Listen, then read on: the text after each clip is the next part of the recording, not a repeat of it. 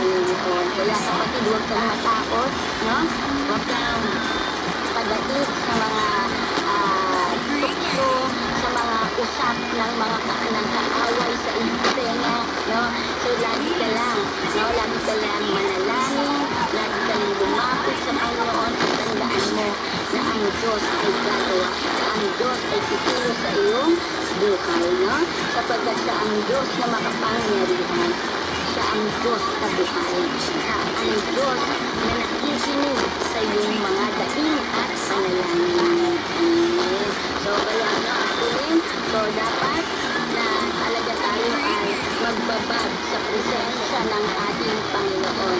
Kasi kapag tayo ay babad, tayo ay equip, tayo ay may pangalagan. So, may papanalo natin ang ating mga laban sa buhay over doon sa gawain Satan. No? Kasi itong si Satan, kukunin talaga tayo, pipilitin talaga tayong makuha sa Panginoon. Pero kapag tayo ay babad, ikut sa salita ng Panginoon, hindi na tayo makikip. No? Ayan.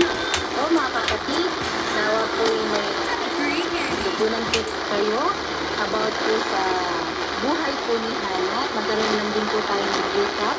So, unang life lesson about Hannah's life po. Una po yung importance of persistent prayer. Ayan, sa panalangin, patuloy na pananalangin ka pa. Walang sawang panalangin. Pangalawa po yung seeking God honestly and humbly. So, patuloy po tayong lumapit sa ating Panginoon na may pagpapakumbabain. Hindi nagmamayabang lang tayo. So, lagi talaga dapat tayo ay mapagpakumbabang din ang natin sa Panginoon. Ating number 3, faithful obedience. Kaya pala tayong may pagsunod kapatid. Kaya na yung pagsunod atin ay maintain, no? Ay nakamagalaga ko sa nakabo. So, talagang pag may pagsunod ka, tapos sa puso mo, magagawa mo yung lahat ng pinapagawa sa'yo, no? Ng magaan. Kasi, talagang sumusunod ka sa ating Panginoon. Bukas yung iyong puso sa pagsunod. God. Number 4, siyempre, trusting God's plan.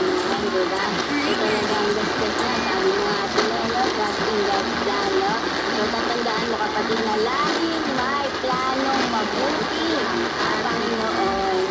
Number 5, praising God in all circumstances.